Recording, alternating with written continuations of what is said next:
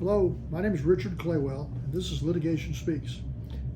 I give a series of podcasts and YouTube where we talk about different areas in business valuation where the valuation experts are probably not really doing what they're supposed to be doing and want to let you know what those issues are.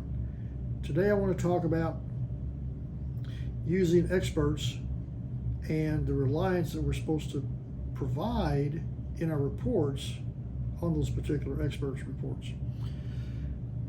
All certified public accountants and certified valuation analysts are required to make a statement, and I'm going to talk about that statement in just a little bit. We will also talk about the American Society of Appraisers, which has an accredited senior appraiser. They have a similar attribute in their standards, and we'll talk about that also. What we'll talk about is the work of specialists. I value companies. I've been doing this for years and years and years, but I am not a real estate appraiser.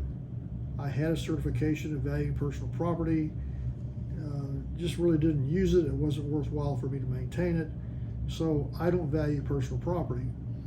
The problem is when we're doing the asset approach, we need to know what the fair market value of that is. So we need to find someone that's qualified to determine the fair market value of the real estate and or personal property. When we do that, we are supposed to include in our assumptions and limiting conditions the reliance we place on those particular individuals. In 2008 is when the professional standards came out, so effective January 1st, 2008, for business valuation experts that are CPAs. When we rely upon that particular individual, the talking heads in the industry and all the webinars that were being given talking about how we handle standards, and actually it's called SSVS number 1, Statement of Standards on Valuation Services, that has now changed to be called ASC, Accounting Standards Code, VS number 100. But we're supposed to state the reliance that we have, and what was being expressed in the webinars at the time was that we needed to tell what we did, and we had to make a determination of whether or not that particular individual was qualified to give an opinion on the value of real estate and or personal property. I still believe that that's what they're looking for. That is not in the standards, but I believe it's problematic because I am not a real estate or personal property appraiser. So I think it's extremely difficult for me to say that you don't know how to do your job. So what we do is we include the particular individual's license number from the state that they are in, and we state what their certification is in.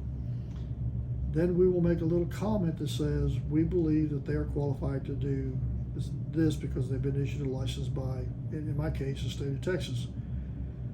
We then will make a comment that, however, if later on down the road it's determined that their information was incorrect, then we relied upon that. If their information is bad, then all bets are off for the asset approach because we've included numbers that someone later on has determined that they are not qualified to actually give an opinion on these. I think it's a good practice for us to do that, because just taking a number from anybody and using that without any sort of review, verification, whatever you want to call it, reasonableness, doesn't pass the smell test, I think it's a bad idea. So I do think it's a good idea that we do that. This is required to be in our report. So if you have an appraisal that was done by either a real estate individual or a personal property individual, the attorney can go to the assumptions and limiting conditions section of the report and look for the reliance that they have put on the appraisal reports that they've received. And surprise, surprise, you're probably not going to see it. And I say that because I don't hardly ever see it. So technically, these individuals that do not do that are in violation of the professional standards which you could call SSVS number 1 or ASC VS number 100, and these apply to CPAs and CVAs. The American Society of Appraisers is not quite as stringent, but what they say is that if I'm going to value a business that's going to have real estate or personal property in it, if I'm not qualified to appraise that or give an opinion, i.e. I don't have a certification, then we're expected to rely upon somebody to do that for us. And we want to include that in our report also, that says that we relied upon whoever the particular individual was for determining that fair market value. Again, because we're not qualified to give an opinion on that. One of the things I see a lot is what I would call a self-prepared real estate or personal property appraisal. This is where the individual appraiser or valuation expert will look at a depreciation schedule. They then determine what the economic life of the asset is versus the tax life. That should be done regardless. They recalculate the accumulated depreciation, subtract that from the cost, and they call that fair market value.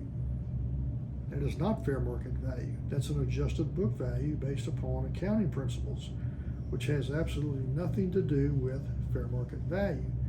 But people will call that fair market value. So if you see that, that's incorrect. If they've relied upon that number, if they use an asset approach, this could make the asset approach wrong. If they have to consider goodwill, where they're looking at the total assets of a company, then the goodwill is going to be wrong. But I see that quite a bit, where they will go out and do that. That is not a generally accepted valuation practice. So take a look for that. They're trying to use judgment to come up with an answer. It typically boils down to the fact that the client doesn't want to pay the cost of having the appraisal done. And from my perspective, I think the answer is, maybe use some property tax appraisal reports and make a disclosure on how that was done, and that is supposed to be at fair market value. I hope this helps. Take a look at what you've got when you get these reports, and look for the language in the limiting conditions where it talks about how they have handled the disclosure of third-party appraisers. If you have any questions on anything related to business valuation issues, give me a call or send me an email. I'll be more than glad to address those for you. Appreciate your time. See you again later. Thank you.